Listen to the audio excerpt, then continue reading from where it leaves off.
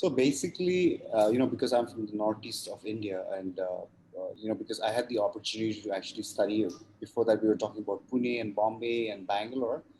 But I also realized that in the northeast, in terms of information, it's extremely difficult for young people to get access to information about higher education, especially in my state because there's no medical colleges here.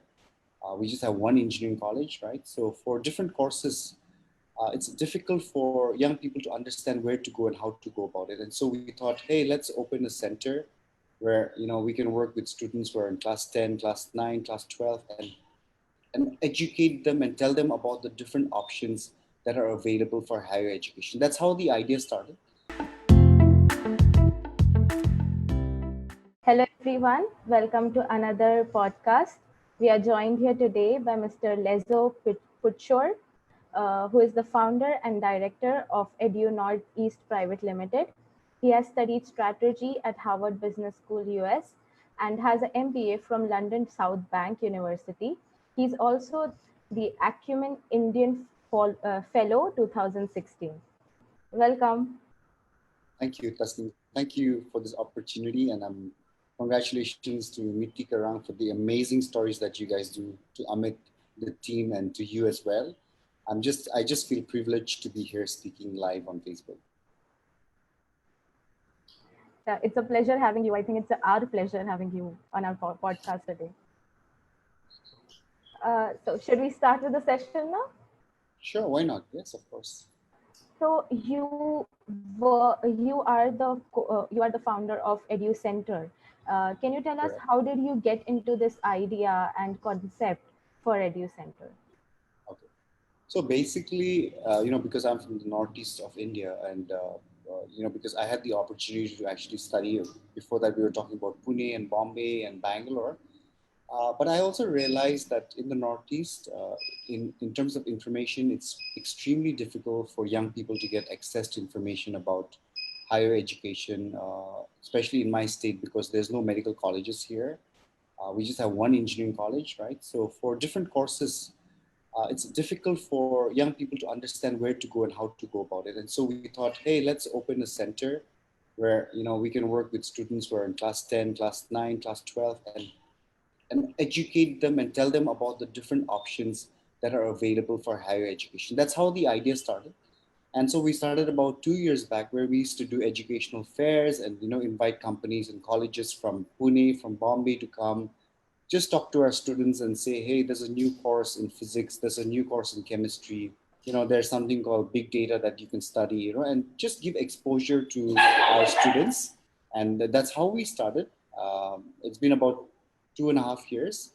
And recently, during the pandemic, we also realized that a lot of people were locked at home, staying. They couldn't get access to information.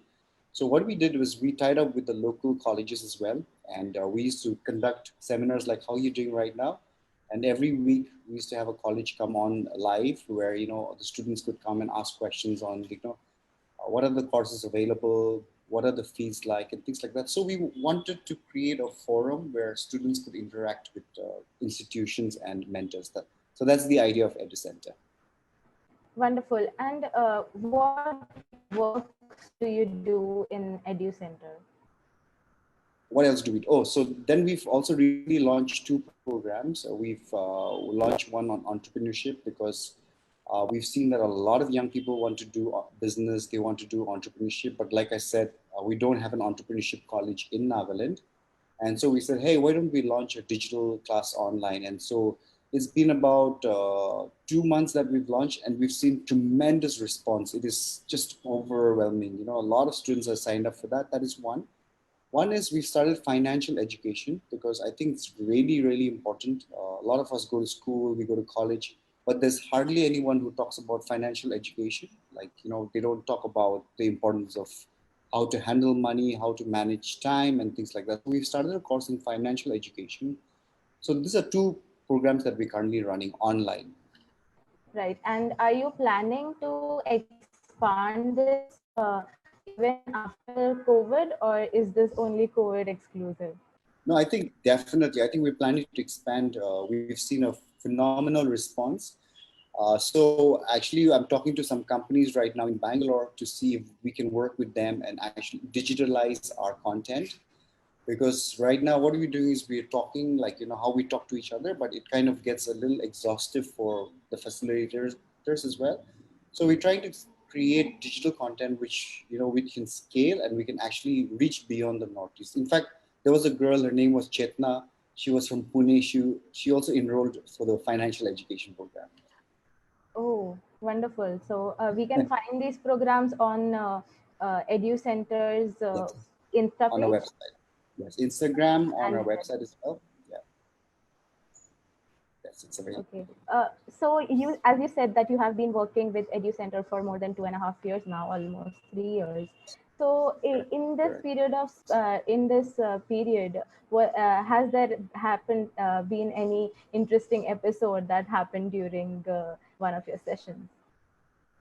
Uh, it's always interesting. It's always interesting because especially when I talk about financial education, a lot of young people don't want to talk about it, and I tell them, because it's important to discuss finance within your families. But and so when we have our workshops and they go back to their parents and they talk about investing, they talk about the importance of saving, they talk about the importance of budgeting. Parents don't like to listen to it. They're like, tum bacche ho, tum abhi sikh ke mere ko sikha raha hai, things like that. So Really? it's also a difficult conversation, because of course, yes, your parents have looked after you, they've taken care of our school fees, and now we're growing up and we want to ask them, daddy, how do I budget, mom, we have to importance of this, and so they don't like the conversation. So we have interesting sessions on how to tackle those important talks in the family as well. So yes, that's one. That was completely opposite to what I had imagined. I thought the parents would be like, "Wow, my kid has grown up and he knows his stuff or she knows her stuff." But okay, this is something new. Yeah, this is, yeah, it's not an easy conversation, right? It's sometimes it can be a little tricky. Yes, absolutely. You are yourself from an entrepreneur background. So, according to you, what makes a good entrepreneur? So I've worked with a lot of people in this space. I think people who do action are people who are successful. Every time we meet a lot of people, they have a lot of ideas about this would do well, that would do well. But I think the people who actually take action are the ones who become successful over time. Yes, you can fail while taking action. I don't disagree with that. But what I'm saying is there's ones who the ones who have real entrepreneurship in the blood are the ones who actually action the idea. The others are just talking all the time about a great idea or a great concept, right? So in my space that I work with, what is one is you have to action what you speak. When you action, you will learn along the way, you will fall, you can pick yourself up and things like that. But what happens is it builds your own skill set. So I think that's really, really important in entrepreneurship. It's not about the talk, it's about the walk. Really, you put that in a very catchy sentence. It's not about the talk, it's about the walk. Really catchy, that one. I also wanted to ask you, so it Yeah. has been a long time since you are associated with the entrepreneurship, but a person who is just starting, would there be advice that you would like to give that you wished you had gotten when you started in this field? Yeah, so I think one of the things is right now there's never been a better time to do business, because when I was starting my journey, I finished. So as a kid, I was always doing small businesses, but my major business started when I was in Bangalore. I just finished my college, and I knew that from that day, when I was a kid, that I would do business. As soon as I finished college, I joined a company. I worked there. Uh, when I used to earn money, I used to save half of that money, and in Bangalore, I opened a shop in Bangalore. Now imagine, a northeast looking person going to Bangalore, not understanding the language. I was young. I was a little arrogant. So, I had a job. I could take a personal loan. I took a 1 lakh loan from HDFC Bank at that point in time. I had my savings and I opened a clothes shop in Bangalore. This was about 20 years back.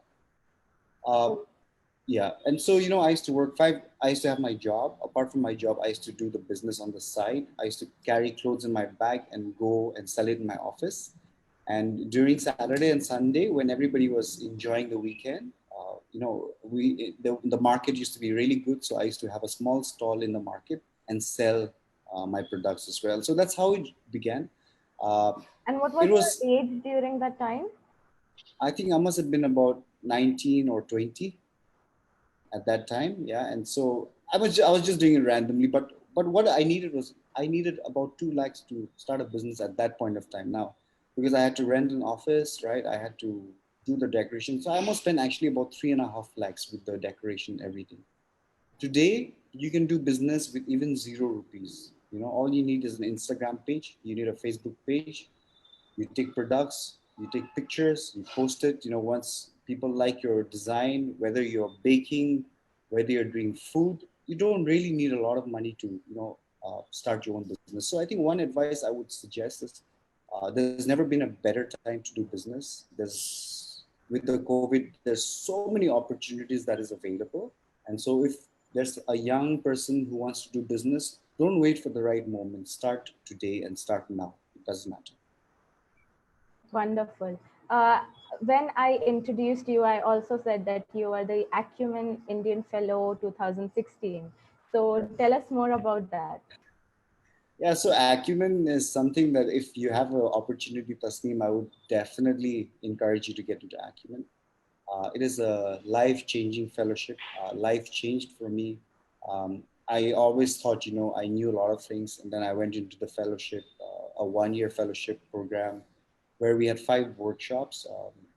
And there's about 20 of you in one batch. So we were in the 2016 batch, and they're just phenomenal people that come to the fellowship, and they're just like you and me.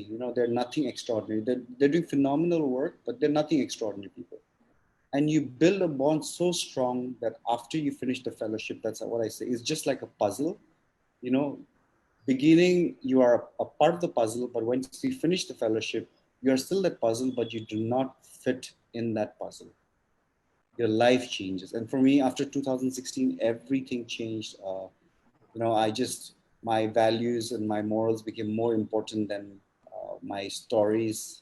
Before, I used to feel proud if I could do an interview, or if I saw myself in the newspaper. But all that has just become second priority.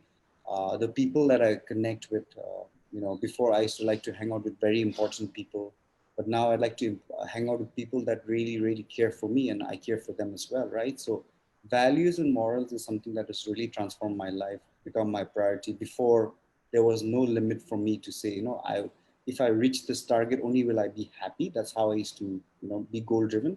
But now, with whatever I have, I'm still, happy and content. So I think Acumen is a wonderful fellowship program. If you have an opportunity, Tasneem, I would definitely encourage you to join too. Sure, sure. Why not? I'll give it a try. Sure. Um, Tell us about your Harvard journey. I introduced you with that as well. And Yeah. how did that go about? Yeah, so this was so I went for the course in 2013. So growing up in school, I was never bright. I was not like your school topper or your college topper. My mind was only focused on entrepreneurship, and that's what I wanted to do. And so, when I Harvard, Stanford, Princeton was just a dream. It was like I could never imagine myself to be in those places, right? I mean, who goes to Harvard, right? And so when I came back home, I just told myself, what's stopping me from applying for Harvard, right? And so I started putting in applications. I started writing a lot of emails, and I did not get selected because of my marks, because my marks were really bad in school and college. But I got selected because of my passion for business and for my work that I've been able to do, my resume. And I went there. I was struck. I mean, just looking at that board, Howard, you don't even believe that you're there. And and classes were going on. I was taking photos there because I was so excited about the whole experience. It was just phenomenal. And one of the best things that I realized there was in my room, there was a painting, and it was a really expensive painting. And so I asked the professor, I said, isn't it better to, feed people or buy clothes for them instead of having a really expensive painting in the wall? That's what my question was. And he said, if you want to build kings and queens, you must give them the best of life. And so that's how he justified the cost of that painting. I think for me as well, I just realized that was such a insight for me that, if you want to do something and if you want to groom someone to do well, you must try to give the best resources that you can. But great experience. Truly. And was there an incident that happened? I know this professor incident that you told us about, but anything that happened with your fellows in that program that you will always remember in your life? Yeah, yes. Okay, so they had given us a lot of case studies to do. And so my idea was I was very scared because I said, oh my goodness, this is Harvard, there's going to be only intelligent people coming to the classroom. So my strategy was whatever question is going to be asked in the classroom, I will answer the first question, after which for the rest of my class, I don't have to answer any questions, right? So that was my strategy. So the professor comes in, he walks, and then he talks about the case study, and he says, okay, is there anyone in this classroom who's going to explain? So I raised my hand up and I said, sir, I'll give you the answer. And I give my answer, and he looks at me and he says, totally wrong. Okay. My strategy was to answer it correctly and then relax for the rest of the, my time. But because I answered it wrongly, I could not run away from class ever. He was always looking at me. And so he kept asking me, Lezo, what do you think is the answer? Lezo, what do you think is the answer? So my strategy actually went bad.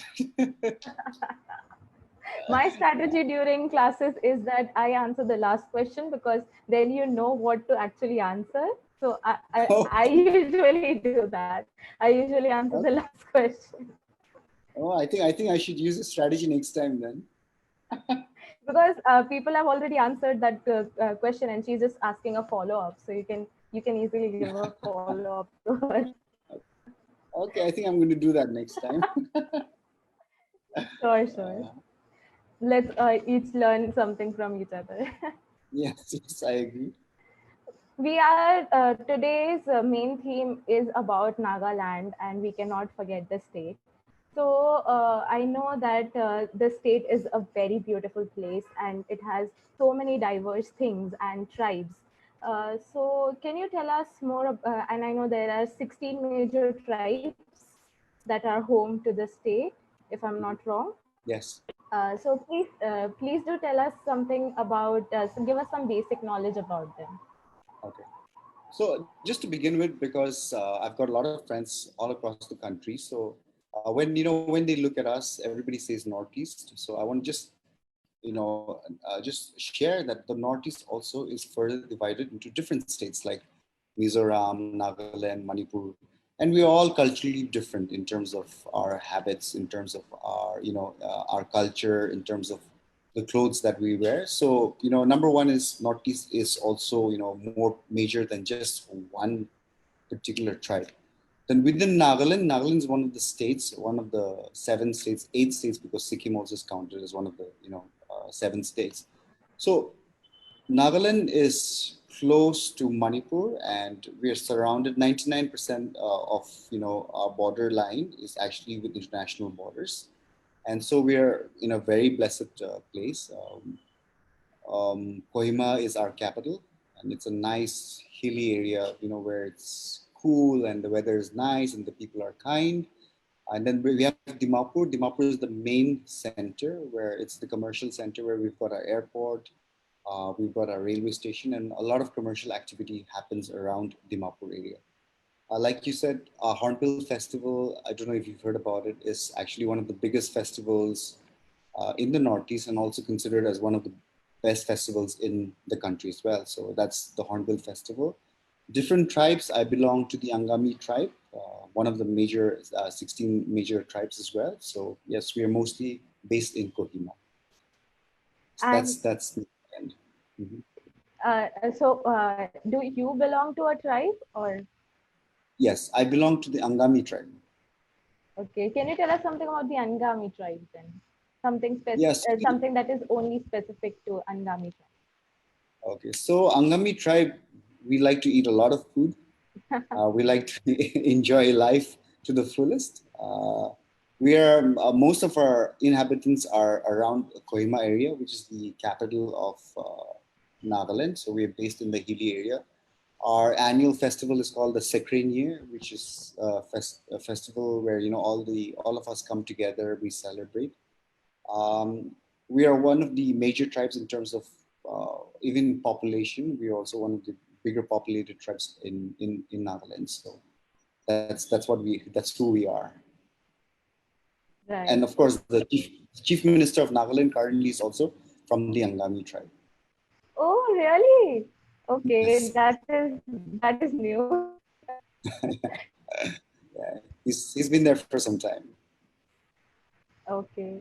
I think yeah, I can go on about talking about Nagaland's culture and its beauty, and I don't think we can ever do a justice. And I think we have to keep on talking about it. But then we have Yes, to keep moving also because we are on a time constraint.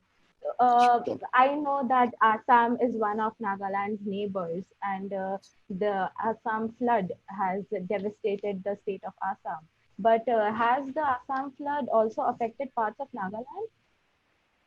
Well, I mean, because it's connected as well, so a lot of the supply chain does get disconnected in terms of fruits, vegetables, supply of products, services, because a lot of things come through Assam to Nagaland, whether it's courier or whether it's things like that. So once that gets affected, our economic, our price of vegetables, our price of transport, everything gets affected. I think it's not a new phenomenon. Every year, Assam is getting flooded. Kaziranga is getting flooded. A lot of animals are dying, and it's a very very sad state. So I think majorly apart from Nagaland or even from Assam, the country should look at this. Every year is the same situation. Animals are dying. The ecosystem is getting affected. Uh, it's very it's coming, right? Yet there's nothing done about it. It's 2020. I'm sure next year would be the same.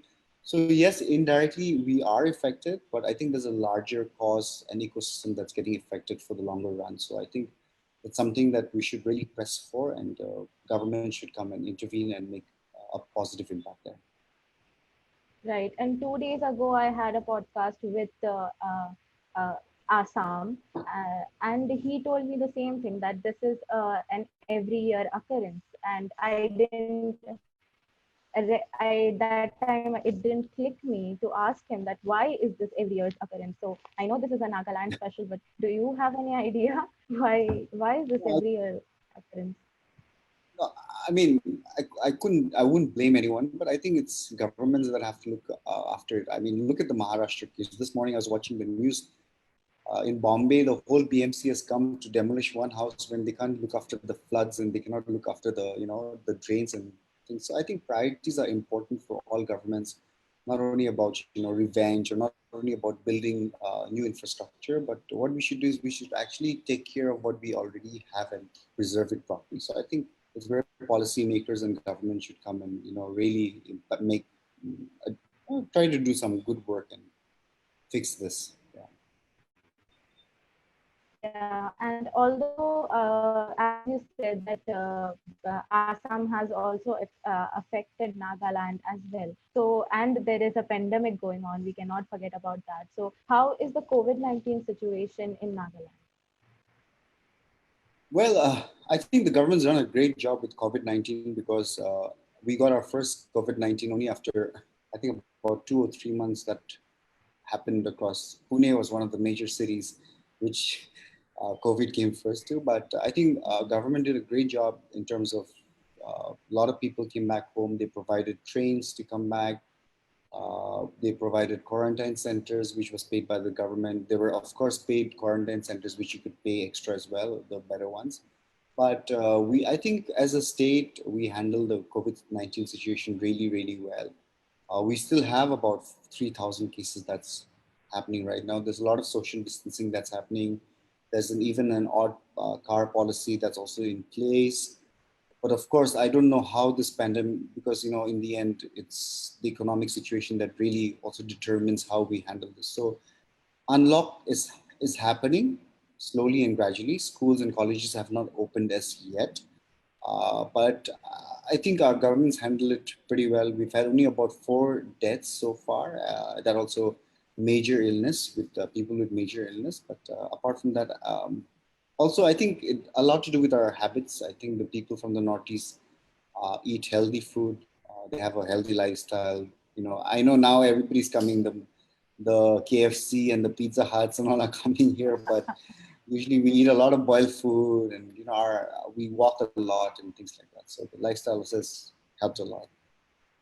Yes, and I would like to point out that the seven sisters, eight, including Sikkim, were the last ones to get affected by COVID in India. Unfortunately, Pune is currently the hub of COVID in India. So let's pray that situation gets. You are from a business background, so I wanted to include this question as well. How is the economy in Nagaland getting affected due to COVID, and how much time will it take for everything in economy to go back? Yeah, so I think it's kind of worked well for us because we are a central schemed state, as in, most of our funds come from the center, which is from Delhi, because 60% of the money that comes into us is through salaries. When the lockdown happened, like I said, a lot of the supply chain got disrupted, as in, we get our fish from Andhra Pradesh, we get our pigs from Punjab, and it's a mix of everything, right? We get our beef cows coming from here and there, but because of the breakdown in supply chain, what has happened is a lot of the local businesses have been able to rise up. For example, chicken used to come from outside, but there was a closure, so the local people start selling chicken and eggs. Um, a lot of economic, in small pockets, not large scale ones, have actually grown. So in a way, it's been a good opportunity for us that we've also realized the importance of self sustainability. We used to buy all our rice, but now people, we still have a lot of rice fields, but we've forgotten about it because it's very easy to go and buy rice, andhra rice, and keep it in your house. But what COVID has done is open opportunities for us to say that, hey, we have to start sustaining ourselves. We've got fertile soil. We have to grow our own vegetables. We can do our own poultry and things like that. So in a way, it's worked good for us. One of the major effects is, yes, there are small business people who export things like plum, pineapples, and tea, for example. They have been affected because, again, the supply chain has been broken. So, but I think generally it's been good for us. Good to hear that. Good to hear that there isn't a lot of damage done, and I think everybody should get back on their feet as soon as possible for the whole economy of India. Yes. Leaving all this serious topics aside, I wanted to ask you, what is the one thing that you absolutely love about Nagaland? I think I love everything about Nagaland. When I was a kid, when I was 10 years old, that's when we moved out of Nagaland. The situation in Nagaland was bad. The underground issue was happening. A lot of things were not going right. So my parents told us, hey, maybe it's better, because my mom and dad had a school. They were doing good business here. But they decided, to say, let's move out of this place. So we left when I was about 10 years old, and ever since then, I've always been out. I've studied in Kalimpong, which is close to Darjeeling. After which I went to Bangalore. I did my graduation there. I opened my own business there. Then I went to Bombay. I worked in Bombay for a couple of years. Then I went to London. I was doing my MBA there as well. But every time I came back home, there was always a sense of belonging that I should come back home and try to do work and try to make an impact. I don't know in what way. And so, I mean, I'm really, really excited and grateful that I could come back home. About 9 years back, I came back home. I joined YouthNet, phenomenal organization that we were working with young people and worked with YouthNet. I mean, I'm still working with YouthNet, but I was fully fledged, for about 7, 8 years working with entrepreneurs and things like that. So I think I just like everything about Nagaland. The most important thing that, I'm available here, that, in whatever capacity can work towards empowering young people in the States. So Wonderful. I'm so glad that you went back because, India has this teaching that although you go out to study, come back and flourish your own land. And you exactly did uh, that. So that is a very wonderful thing. thank you. Any advice for our viewers who want to join the same field of work as yours? I mean, so I don't know. For me, I just feel that, we all exist only for a short period in life, right? I mean, life is never eternal. One day, we just going to leave this earth, and so, uh, and because I do read a lot, and I've been reading a lot. I read a lot about philosophy and about what people talk and all, and so. And even last time, I was having a conversation. So when this man was about to die, and someone you knew, and we used to talk about cars, we used to talk about holidays, traveling abroad, the good food, but three things that majorly they focus around, which was like, one is how much time did you spend with your family? Number two is, how much time did you give your friends? And number three is what did you do in this world, right? And I think that's what it is for all of us, right? We might have dreams of buying a nice car, living a nice holiday, whatever it might be. Yes, it's great. We should have ambitions like that. But at the end, I think what's more important is what is the impact that we're going to leave behind in this world. I think that's what really, really matters. So, yeah. I just got a very tiny heart attack when you said I don't know, and I was like, okay, if you don't know, then who knows? Yeah. But then, yeah, you gave a great advice. I think yes, we all have to go back to our roots, and that is the most important thing, and giving back to the people who have given to us. So, how can our viewers get in touch to know more about you and your work at Well, we have an Educenture? yeah. So we have an Instagram page. You can inbox us.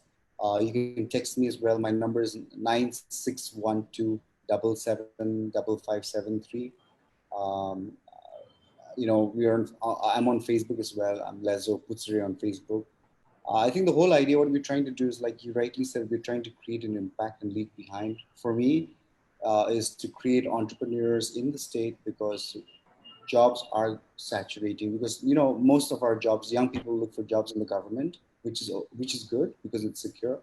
But jobs in the government is saturating. With COVID, jobs in the private sector will saturate. It's going to be difficult for a lot of hiring to happen. There's need for new skills to happen right now. And so one great option is self-employment and entrepreneurship. Not saying that everybody can be successful, but that can be an option to keep yourself busy, to be self-employed. And so I think that's what we want to do. We want to do entrepreneurship. We want to do impact in little small ways, whatever is possible. And more importantly, along with that, we want to do financial education, because you might earn a lot of money, but if you do not know how to use the money, you will always remain in a difficult situation in life, right? We've all seen it in our life. Our standard of living changes. When you're in college, you can use a 3,000 rupees phone. When you have a job, you need a 10,000 rupees phone. If you become a manager, you need a 40,000 rupees phone. And life is always about that. Life is always pushing you. So financial education is really important. We need families to talk about it. We need mothers and fathers to talk about it. We need institutions to talk about it. We need education to talk about finance. So it's really, really important. So those are two key areas that our focus is on right now. Right. Uh, you have given us so much to take into. I had a lovely evening today with you, learning so much about you. And the time you said I don't know, I was like, okay. So thank you so much for being Sure. such an awesome speaker. We had a great time with you. I hope that you had a great time with me as well. Thank you so much. And I wish you and Amit and everybody all the best. I think what you guys are doing is phenomenal. I know it's not an easy task, because you can do this once or twice, but you guys are doing it consistently like the entrepreneur. And I wish you guys all the best. If there's any way, which we can help or connect you with people, please do let us know. And I thank all the viewers who've seen this as well. Thank you very much. Thank you. Thank you. Okay, so then I'll end the meeting, but I'll end the session for today. Once again, thank you and bye. Thank you. Bye bye. Bye bye.